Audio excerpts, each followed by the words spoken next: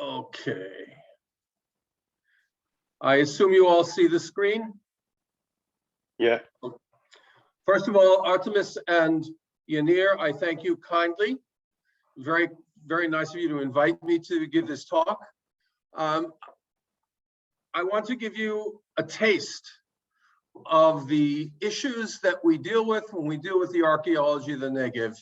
I have been very fortunate in my career. I started out in the archaeology of the Negev in 1980 in the Archaeological Survey of the Negev Emergency Survey. And my job was to do everything.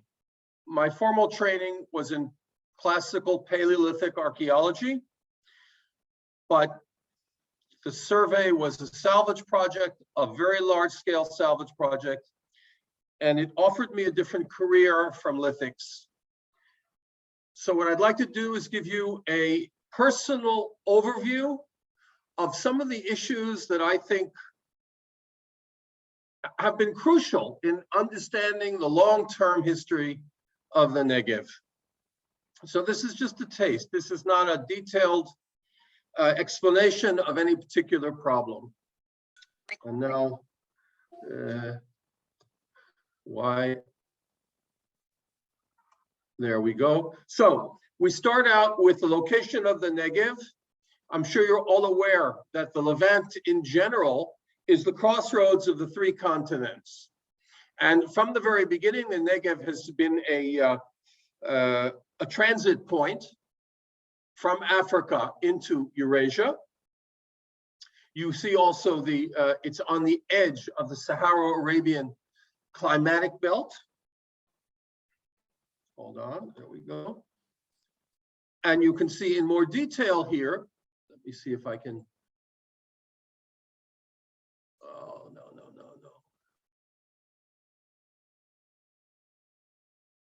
All right, well, and you can see its specific location on the geographic transition between Sinai and North Arabia, the southern Jordan, North Arabia.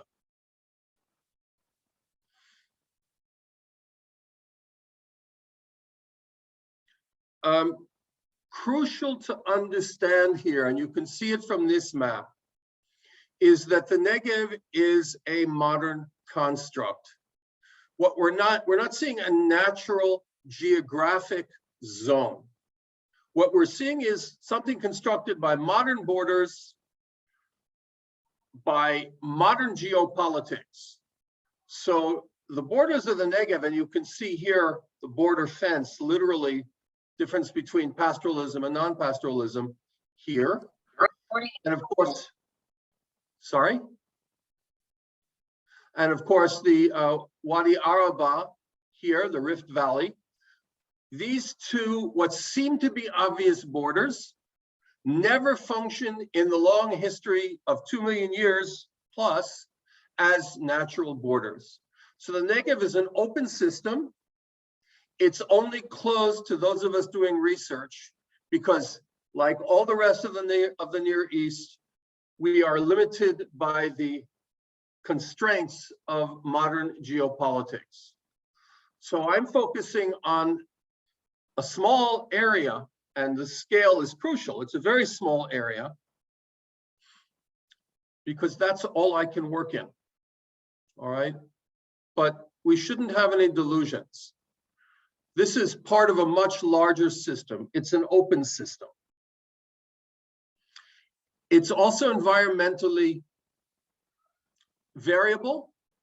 So what you see here in the plant communities is the transition from in the far north from Mediterranean climate and Mediterranean vegetation systems to steppe systems, to Sahara-Arabian systems, and of course patches of tropical Sudano vegetation systems in the ARWA, in the Wadi ARWA.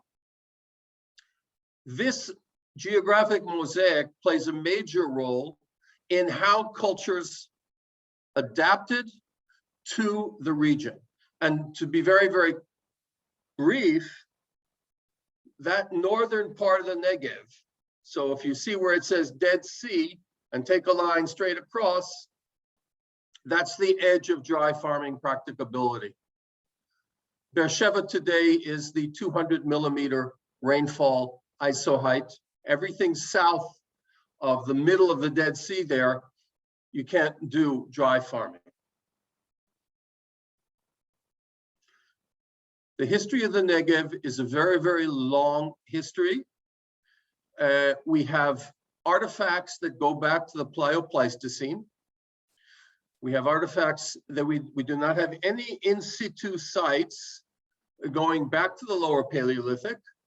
We have many artifacts from the period, but no in situ sites. But as soon as we get to the middle Paleolithic, we have lots of sites going on through recent times. This span is an immensely long span. It's basically the longest span outside of Africa. The archaeology of the Negev is an archaeology of rise and fall. It's an archaeology, this is the last 10,000 years, or actually not, it's actually the entire span. But what you see here are site frequency graphs in survey sections of 100 square kilometers. And what we can see very clearly is that there are periods of great site frequency, fluorescence, demographic fluorescence, and periods of near absence, periods of great scarcity. There's a great deal of debate about this. I'll discuss that later. But this is the general picture that we get when we look at the long-term picture of settlement in the desert. I might add that this is a long-term picture which is common to almost all deserts. It's a similar controversy we find, for example, in the American Southwest. What is the meaning of periods of scarcity? What is the meaning of periods of fluorescence in terms of site numbers? But this is a general view of what you see are 900 square kilometers here, scattered in the central Negev. Actually, there are some northern Negev sites here as well. And there's a great deal of variability, but I'll review this more later. I just want to give you a general overview. And this is a view of the areas that have been intensively surveyed and published as monographs, either printed monographs or online surveys for which the data is available, on which those graphs were based. So there's today, I think, on the order of 25,000 archaeological sites registered for the Negev, systematically surveyed in these blocks of 100 square kilometers. And you can see the large list of surveyors who have published these maps.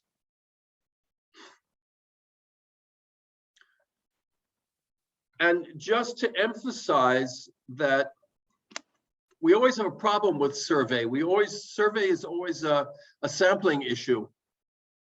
The arrows indicate places where we have stratigraphic gaps in sites which have been excavated, where we can demonstrate that these periods of scarcity, actually, if we look at a smaller scale, really do exist in many sites. So this is just, again, the coincidence of survey work with excavations.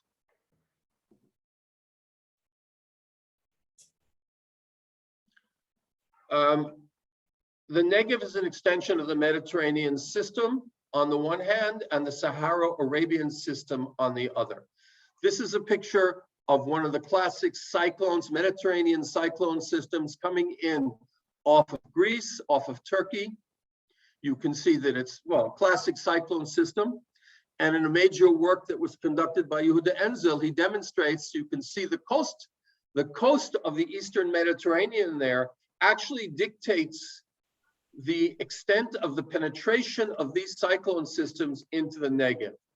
So the Negev is exactly where it says Israel on this map. And you can see that there's a significantly limited penetration of the cyclone systems. So in the area of the northern Negev today, we receive, as I said, about 200 millimeters of rainfall a year. In the northernmost parts of the northern Negev, maybe 300 millimeters. In the central Negev, 100 millimeters. And by the time we get down to Eilat, the Eilat Aqaba area, we're down to 25 millimeters of rainfall a year. This is a steep gradient, and no less significant, the climatic fluctuations that we can trace in the more northerly areas are much less evident in the Negev. Speaking of climatic fluctuations, what you see here on the left is the Dead Sea level fluctuations, and on the right, the Dead Sea being the fluctuations being primarily a result of the flow from the Jordan River, and on the right, the Nahal Sorek isotope sequence. And again, my point here is that, okay, we see pretty significant fluctuations here, but in fact, they are dampened considerably as you move south because of the structure of the topographical structure of the coast and the Eastern Mediterranean. And to drive this point home, one of my pet peeves is the fact that we cannot establish a one-to-one correlation. We can't even come close between climatic change and cultural fluctuations. It's been very popular now to point to specific fluctuations and say, here's the decline of the early Bronze Age correlating with a climatic change. Here's the collapse of early Bronze Age society correlating with a climatic change. Here is the fall of Byzantium correlating with climatic change. And you can see the upper and lower graphs are graphs of site frequencies, and the middle graph comes from the isotope curves from the Nahal Sorek cave. And you would be hard pressed to find a clear correlation here. These kinds of reconstructions absolutely need to be done on the ground, not as curve fitting, wiggle fitting generalizations. For the most part today, I'm going to talk about the general archaeology, the sites, the regions, but I do want to talk about the revolutionary work that's been done in rock art, especially pioneered by my former student, Degen Eisenberg,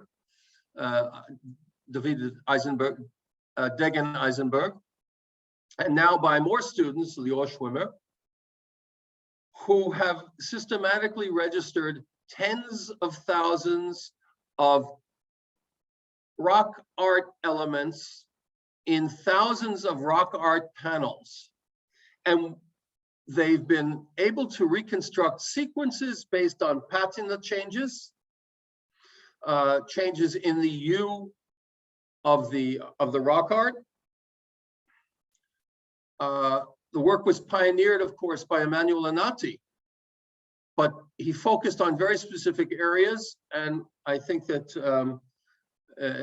Davida and Lior have totally revolutionized the study of rock art in this region, so that you see here the chronological systems and the chronological development of both motifs and styles and the frequency of certain elements and patterns. And we can actually look at these things and date them based upon relative patina. And now, of course, we have the means that we're beginning to develop the means of dating them based on densities of specific minerals in the patina. So the Negev has been at the forefront of some of this work. The rock art behind me comes from the work of one of my Davida, one of my former students, and there's an elegant simplicity to this work. There's a beauty here which repays study greatly. Now I'd like to actually begin with a chronological overview And I told you we talked about the Pleistocene.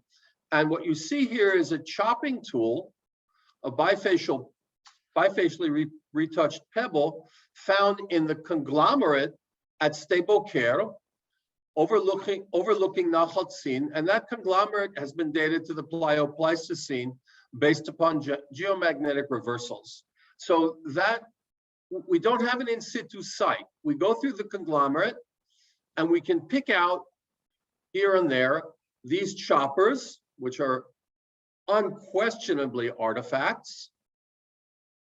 And in fact, when we go to other exposures of the conglomerate in the region, we can continue to pick up these artifacts.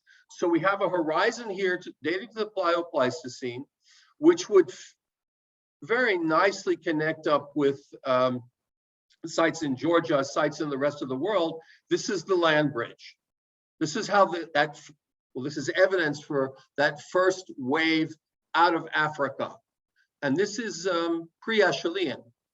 We have Acheulean hand axes, which you see in the upper right. And the Acheulean hand axes are derived stratigraphically from strata lying above this Pleistocene conglomerate. So these are the two earliest periods. We have lower Paleolithic in other places in the southern, in situ lower Paleolithic, in other places in the southern Levant, but not in the Negev.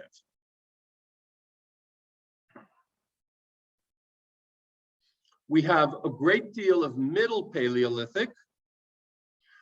This is the site of Rosh Ein Mor, originally excavated by Tony Marks in the 1970s, and being re-excavated and re-investigated now by Omri Barzilai and his team.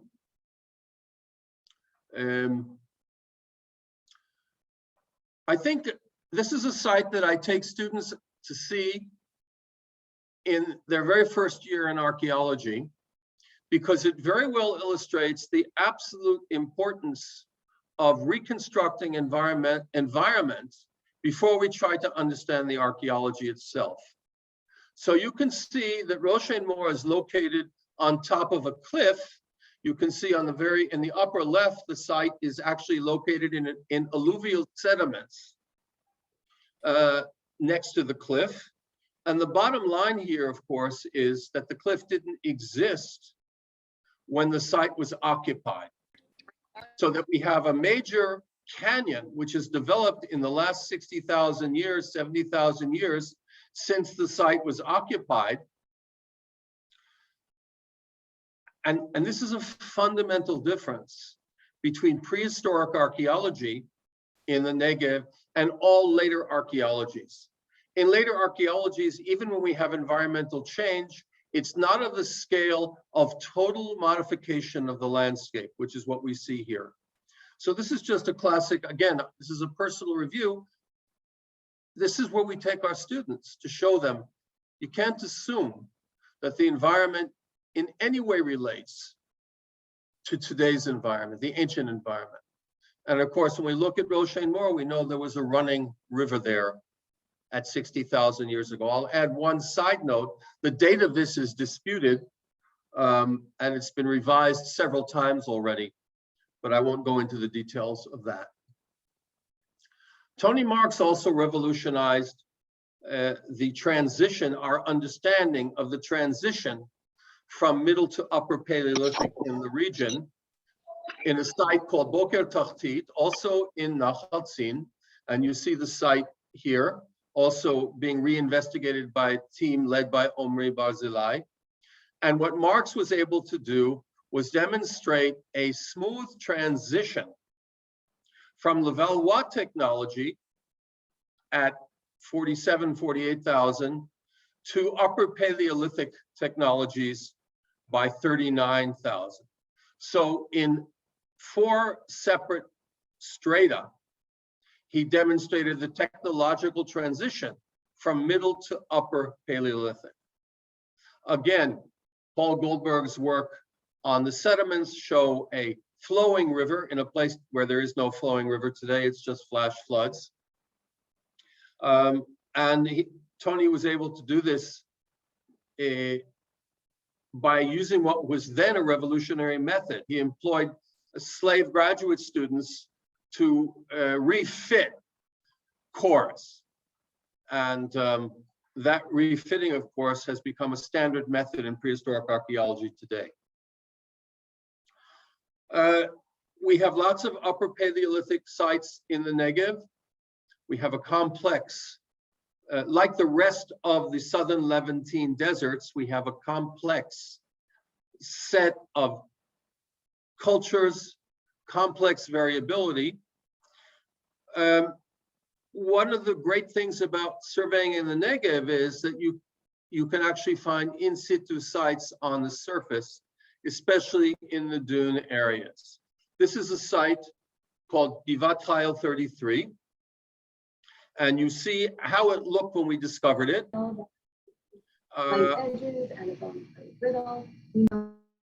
You see how it looked when we discovered it. And we were able to reconstruct refit microburens with Ramon points to get these mappings of connections and to actually see individual episodes of tool production, literally 3 and 4 and 5 blows to produce tools which were then put into composite projectile points.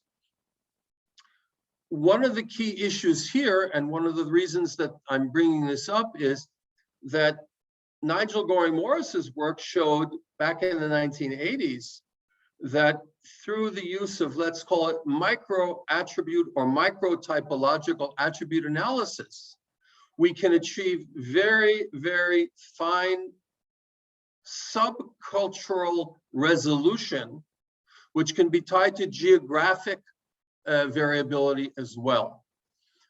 We can't really do that in the Upper Paleolithic, but the microliths and the various means of retouching and shaping the microliths offers us tools for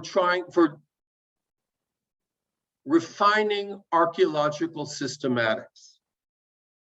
There are thousands of epipaleolithic sites in the region. We've barely touched them. We're constantly working on them. Okay, one of the focuses of my own research, and it was the focus of the book from 2017, is the rise of the modern adaptation that we call pastoral nomadism. And what we have in the general region, the dates are incorrect because we've revised the dates since I put this. I thought I fixed it, but I guess I didn't. The dates are a little bit earlier.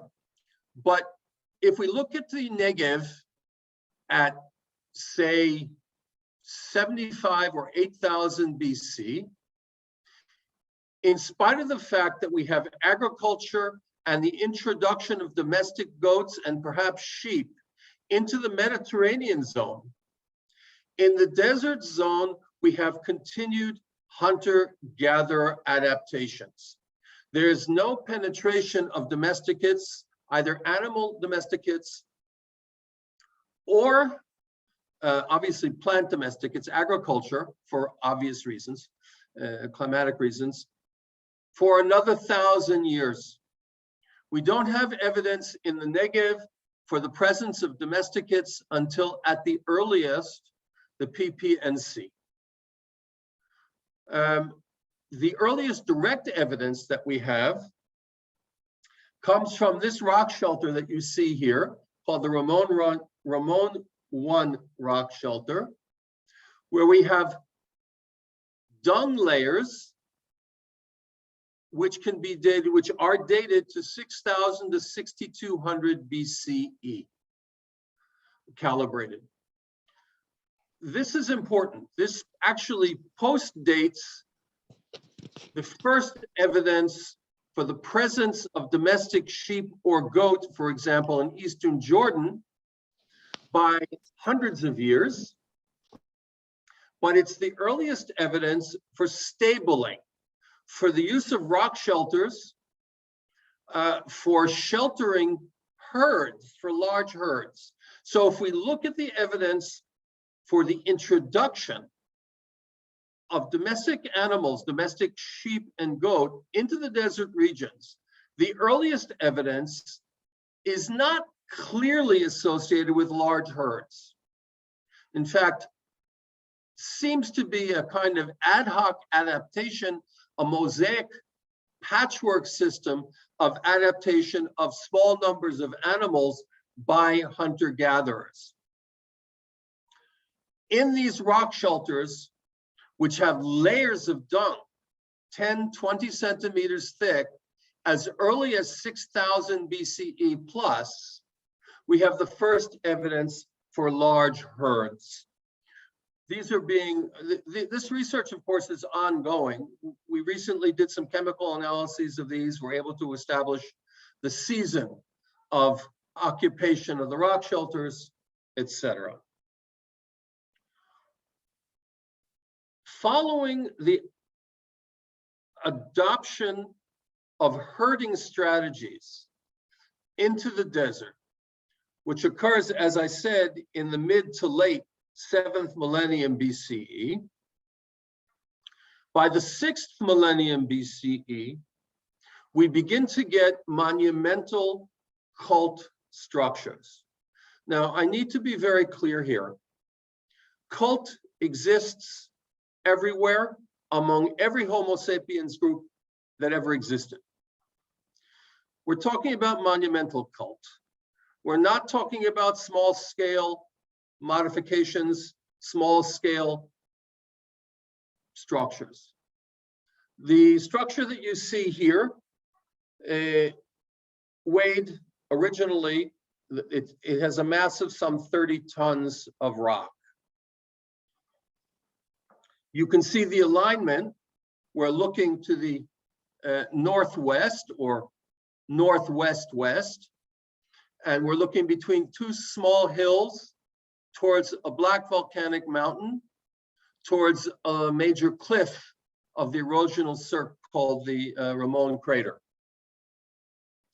Let me just make sure. And what you see here is that on June 21st, the longest day of the year, the sun sets directly behind this massive cult site. So what we have in this period, in the 6th millennium and going into the 5th millennium BC, is the rise of complex, monumental mortuary cult with elaborate ritual and rite, connected up to sophisticated cosmologies tied to the heavenly bodies. It's a mortuary cult. This is in the bottom left, you see a picture of Kobe Vardy in front of the tumulus which he excavated. And we have skeletal materials at the base of these tumuli, which date to 5000 BC. They're contemporary with the shrines. So we have an elaborate mortuary complex consisting of 4 shrines and 30 tumuli in the middle of nowhere. And we have a large number of concentrations like this scattered in different selected areas in the Negev, in Sinai, and in Jordan. Now, there are a couple of aspects here. We have the development of complex, centralized, monumental cult. We have a change in basic social structures, which permitted the construction of these monumental sites. And I would attach this to the changing social requirements as people adopted herds. So again, we're looking at the transition from small-scale hunter-gatherers, call them complex band societies if you want to adopt the evolutionary terminologies, the social evolutionary terminologies, to a more complex political system, which I've used the word tribe, but I don't really want to adopt the strict anthropological definitions because, of course, it's very hard to get at that. But we see a change in hierarchy, organization of labor, and certainly increased centralization and complex cosmologies. As I said, associated with mortuary behaviors, these are large cairn structures. They're also, this is the same site. There are 30 cairn structures. At another site that we investigated, there are 115. There are other sites with literally hundreds of these cairns and many, many shrines with special cosmological alignments, all dating to this period in proto-history. And again, I would tie it at some higher level to increasing territoriality associated with the need to support herds. Okay, now I want to jump north because I wanted to give you a taste, a general taste of archaeology in the Negev in general, and not merely the central Negev or the southern Negev, but, and part of this is a result of sampling. But what you're looking at here on the left side are the excavations at Shikmin, conducted by Tom Levy. And at the bottom, excavations at Tel Sheva, outside the Bedouin town of Tel Sheva, conducted by Peter Fabian. And of course, in the upper right, the excavations of Beersheva, conducted by Jean Perrault. And back in the 1950s, a major complex of Chalcolithic villages was documented all along the Wadi Beersheva in the northern Negev. Now, villages are fine. We have villages in the Neolithic. What's special about these villages, well, there's a lot special about the villages, but what's unique about the villages is that they're associated with the earliest systematic smelting of copper in the region. This copper is very clearly, on the one hand, tied to Feinan in Jordan, investigated by a number of groups, including Tom Levy, earlier groups, Graham Barker, etc. It's tied to major cult centers, as you see at Ein Gedi, and it's not only the smelting of the metal, whoops, sorry, it's the complexity of the technologies for these early smelting experiments. So we have two technologies here. One is a simple open mold technology utilizing pure copper. And the second is what you see for the most part in this picture, is the lost wax molds, lost wax technology for producing beautiful, unique, and complex shapes, and using alloys of copper, which included arsenic, antimony, and smaller amounts of other materials. What is also crucial is, it seems clear today that these alloys are coming from somewhere in Anatolia. So we have complex trade, long distance trade, complex technology, complex cult, all coming together in the middle of nowhere in a village system on the edge of the desert. We have clear evidence that nomads were involved in the exchange systems bringing the copper ores into the settled zone. So again, we have the integration of the deeper desert with the semi-desert. I think I'll leave that right there for the time being. The enigma which we still face is that we don't really understand how this complex technology suddenly appeared at about 4300 BC without any technological precursors. So it's clearly something happened, either a movement of people bringing a new technology in, although we don't have good evidence for movement of peoples. This is still an open question. Yuval Goran and his students have been working on this recently. Remaining in the northern Negev, at about 3000 BCE, we get the earliest desert urbanism. And what you see here is an aerial photograph of the city, the town of Arad, excavated by Ruth Amiran. Arad served as a gateway city to the rest of the Negev. You can see the city wall, etc. And the gateway city functioned as the focal point for for the desert pastoral tribes of this period in the Negev, probably connected both to the metal trade and to other trade items moving from the desert into the settled zone. So in particular, of course, we've talked about the importance of metal. We have clear evidence for the movement of copper from South Sinai, from Timnah, and from Fainan into the Mediterranean zone. But we also have evidence for the movement of large milling stones, for other types of shell beads, other types of beads, ostrich eggshell beads. And we apparently have indirect evidence for the movement of cereals into the south. This connects up with the domestication of the donkey in this period.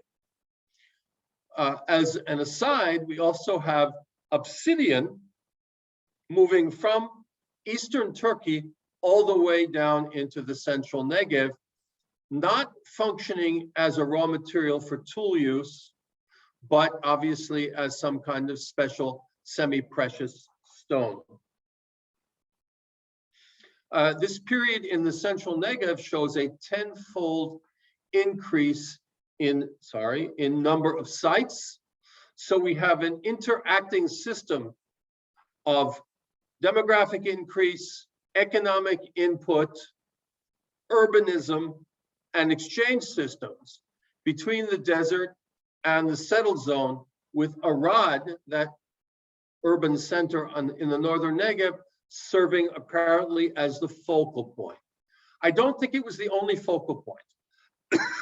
I fully expect that if we were to look at sites like Baba Dra, we would find similar phenomena.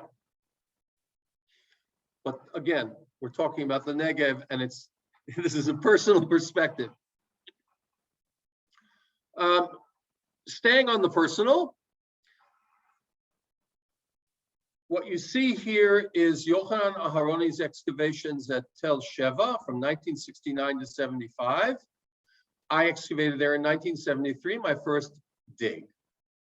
And that's where I actually fell in love with archaeology, with fieldwork in archaeology at any rate. And again, this is the northern Negev. This is an agricultural site.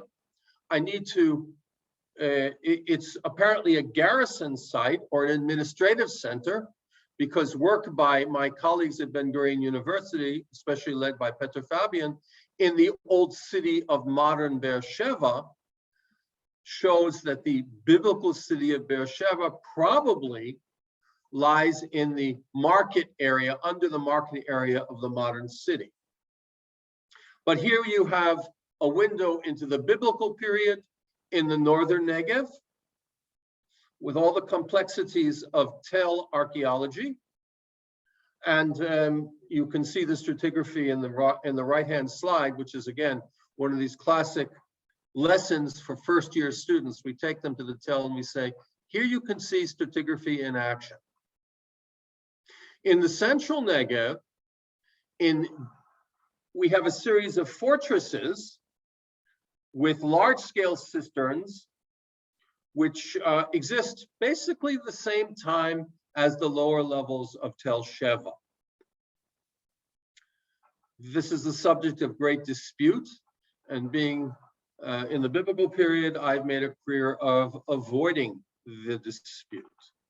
But we have a whole phenomenon of a couple of dozen forts or fortresses or outposts, call them what you want.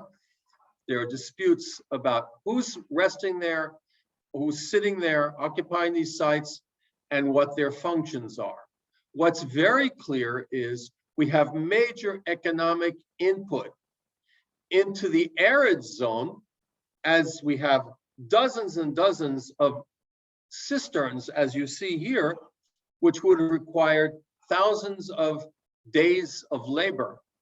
So if we have dozens and dozens of these, you can imagine the investment in creating these cisterns associated with these fortresses or outposts and other occupation sites. Again, the subject of debate as to their function, their ethnicity. Are these the results of the expansion of the Solomonic Empire? That's the traditional view. Very few people accept that today. Whether these are Edomite, whether these are Amalekite, if they're connected to the metal trade across the desert, the issues are not yet well resolved. This is a piece of rock art to symbolize the introduction of the camel into the desert. This exists. This is a picture which I have not published because I don't want to publish where it is. What you see is the North Arabian saddle, the two horns on either side of the figure on top of the camel are a clear representation of the North Arabian saddle. The earliest camels in the Negev date to the beginning of the Iron Age. This is almost undoubtedly Hellenistic in date, maybe a little bit later. And of course, we then can talk about the rise of the Nabatean trade system and ultimately developing into the Nabatean kingdom. And on the left, you see Petra. On the right, you see Avdat. But the Nabatean system in the Negev, for the most part, we know it as a trade system. But in fact, when we do detailed analyses of archaeological, of the distribution of the sites, we can discover that there's actually a pastoral complement to that trade system. And what you see here are the excavation of what are undoubtedly tent bases in the middle of the Martesh Ramon, the Ramon crater. And in the upper left, you see one of the caravanserai, one of the khans, excavated by Rudolf Cohen as a part of the trade system. So again, the Negev is a focus for Nabatean studies, and most especially, it's the only place where people have systematically documented Nabatean campsites as opposed to Nabatean towns and Nabatean trade systems. In the late Roman and Byzantine periods, we have the rise of desert urbanism on the basis of that Nabatean system. This is from Palmer's 1872 Desert of the Exodus. And you see Shifta. What's amazing here is, or Subeta, is that this picture you see here is the same picture you see today. As you come to the city, here you have pictures of Shifta and of Avdat, the rise of desert urbanism. One of the key points to understand in the rise of desert urbanism is that we're not seeing some new age adaptation to the desert environment. These cities are the imposition of classical civilization with all its accoutrements into the desert. Most notably, the adoption of runoff irrigation systems, which allowed the Mediterranean agricultural complex to support these systems, these urban systems, 60 and 70 and 80 kilometers south into regions well beyond the ability to do any kind of dry farming. And of course, we have historical texts like the Nitsana papyri, which actually describe crop yields based upon these runoff systems. And then, of course, we have also in the 4th century, and especially 5th and 6th centuries, the rise of Christianity in the desert. Every one of those urban sites has multiple churches with all the accoutrements. You see here basilica churches with all the accoutrements of early Christianity in the deep desert. Well, yes, I already spoke about the agriculture, but what you see here are the large-scale dam systems throughout the region. Every single wadi worthy of the name wadi is dammed. And what you see in the bottom left is a wine press. We also have evidence for olive presses. And in the upper left, you see an experimental farm, which demonstrated back in the 1960s how that was possible, the work by Michael Evan-Ari and his team. But the key point here, of course, again, is the introduction of Mediterranean economics, Mediterranean architecture, Mediterranean belief systems, and Mediterranean agriculture and food systems deep into the desert based upon sophisticated technologies. We're looking here at the expansion of Mediterranean culture, Mediterranean empires deep into the desert. Now, I need to stress this is not unique to the Negev. We see it in Jordan, we see it throughout North Africa. But it's been investigated intensively in the Negev, and we have great examples of how this works. One of the disputes, it's less disputed now, of course, is how does this system end? How does this Mediterranean urban system collapse? And it does collapse, it's abandoned. So that basically in the 6th century BC, we see the deterioration of the system. In the classic conception, the system collapsed as a result of the Islamic invasions. That's clearly inappropriate. And what we have in the early Islamic period, in the Umayyad period, in the 7th and 8th centuries CE, is the rise of complex village systems in the middle of the desert. And this is a famous site called Sde-Boker, excavated by Yehuda Nevo in the 1970s. Since then, a number of other sites have been mapped and explored and excavated. And you see it's associated directly with runoff irrigation systems on a smaller scale than those that we saw in the cities, but nevertheless covering hundreds of hectares and clearly attached to the economies of these villages and attached to Islam. And we see here three different mosques. The two lower mosques are mosques associated with pastoral systems, with nomads. The upper left from that village system of Sde-Boker, and in the upper right, the urban mosque at Shifta. So we can explore the very early infiltration of Islam into the settled zone, because this is the settled zone by this point.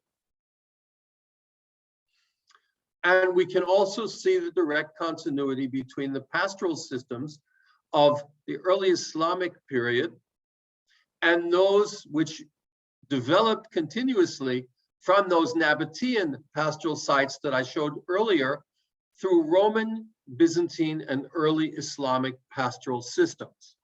We can explore the relationships between the settled zones, between the cities and villages, and these pastoral systems based upon the material culture we find in the pastoral sites and the material culture that we find in the urban or settled sites. Not to mention the fact that the Nitsana papyri indicate clear exchange between the nomads of the desert and the towns. Following the Umayyad and early Abbasid period, we have another gap, so that there are no sites in the Middle Ages, from medieval times in the Negev. But by the late 17th, early 18th century, we begin to get evidence for the infiltration of the modern Bedouin tribes into the region. We can date some of these sites. You see on the bottom left a Bedouin campsite. It's hard to date it precisely, but it has Gazaware. We have Gazaware as the prime marker. We can date Gazaware plus or minus. And this jives well with the oral traditions of the Bedouin tribes, which suggest that they began to arrive in the late 18th century. The archaeology suggests they may have been arriving somewhat earlier.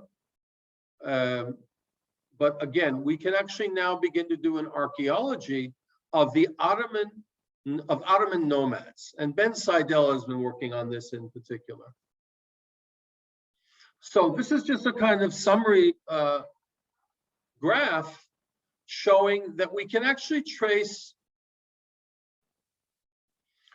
the movement of territories over the long term.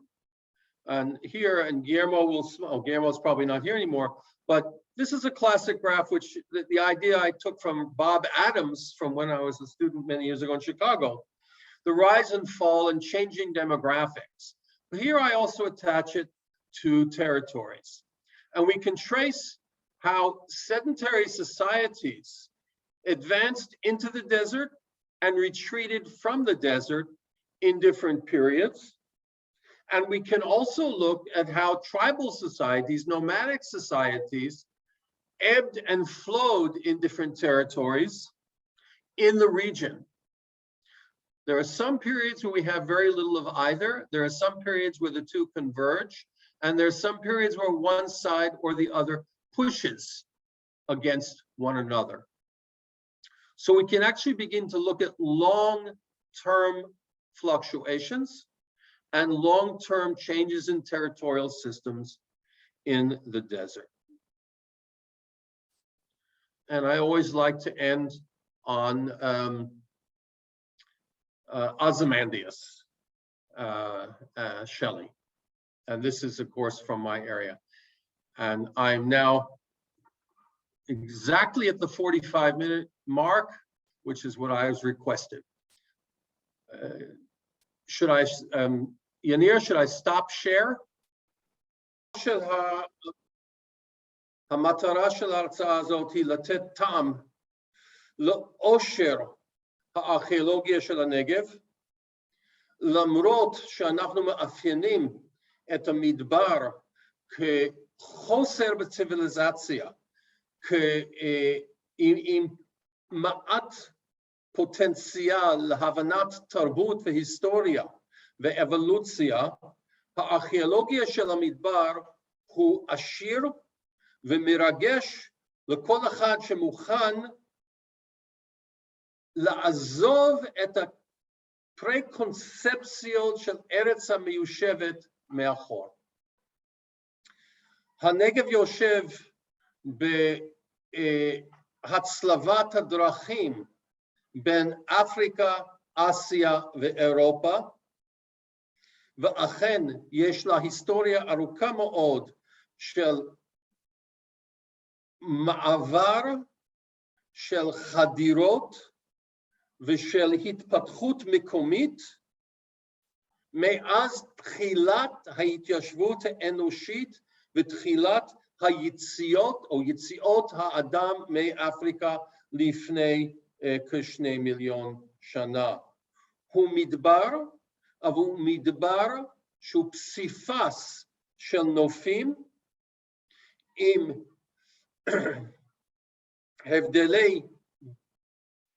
הבדלי סביבה משמעותיים, המתבטא בכמויות הגשם, המתבטא בשינויים או בשונות בצמחייה. מבחינה כרונולוגית, הרקורד הארכיאולוגי של הנגב יוצא לאחור כ2 מיליון שנה, הוא רקורד של עלייה וירידות של התיישבות, שבהתחלה אנחנו רואים קשרים עם המעברים השונים, הגלים השונים, יציאה מאפריקה, וכנראה קשר יחסית הדוק לסביבה, אבל עם התפתחות תרבותית וטכנולוגית, אנחנו רואים שאי אפשר לקשור באופן ישיר שינויי אקלים לשינויי תרבות. אין קורלציות מושלמות בין שינויי אקלים ועליות וירידות דמוגרפיות. ארכיאולוגיה פלאוליתית בנגב נוגע באירועים ותהליכים המרכזיים בפרה-היסטוריה, בשאלות המרכזיות של הפרה-היסטוריה, למשל, ראשית האדם המודרני, ראשית התרבויות של הפלאוליט העליון, הגלי תנועה מאפריקה, התקופה האפיפלאוליתית מאפשרת לנו מעבדה, נותנת לנו מעבדה לחקר מיקרו שונות בכלי צור בהשוואה בין כרונולוגיה וגיאוגרפיה. הארכיאולוגיה של הנגב בהלוקן, בראשית ההלוקן ובהלוקן התיכונה, מאפשרת לנו מקרה מבחן, או נותנת לנו מקרה מבחן לראשית הנוודות, לנוודות הפסטורלית, לחקר אימוץ העדרים המבויתים לאזורים הצחיחים. אנחנו יכולים לקשור את השינוי הכלכלי הזה לראשית הדת המונומנטלי, האתרים הפולחניים המונומנטליים. בצפון הנגב, הקשור יותר, כמובן, לאזורי יישובי קבע, אנחנו רואים בין היתר את המטאלוגיה הקדומה ביותר באזורנו, ללא ספק קשור למקורות חומרי הגלם במדבר. אנחנו גם רואים כמובן את השפעת ראשית האיור על המדבר ועלייה במערכות חילופין בין מדבר וארץ המיושבת עם ראשית האיור. האלף השני לפני הספירה היא תקופה ידועה בעיקר על חוסר אתרים, אבל כבר בתקופת הברזל אנחנו רואים את חדירת המדינות המתפתחות למדבר. אנחנו רואים את זה אחר מכן גם בהתפתחות מערכות המסחר החוצות את המדבר, כמובן אצל הנבטים. אנחנו רואים גם את האיור המדברי בתקופה הרומי-ביזנטית, שאחר כך אנחנו גם רואים את אימוץ הנוצרות. בו זמני עם החדירה של האימפריות הים תיכוניות למדבר, אנחנו רואים התפתחות קומפלקס נוודי הצמוד למערכות היישוב הקבע במדבר. אנחנו גם רואים את ראשית האסלאם במדבר, אנחנו רואים את המשכיות בין האסלאם והתקופה הביזנטית, אנחנו רואים את הביטויים לאסלאם במסגדים פתוחים. שוב יש לנו תקופה של מעט כמעט ואין אתרים בהר הנגב, בנגב המרכזי בימי הביניים, עד לחדירת השבטים המודרניים. יש לציין שלקראת סוף התקופה העות'מאנית, בתקופת המנדט, השבטים המודרניים כמובן מאמצים את החקלאות המדברית. ותודה רבה. יניר?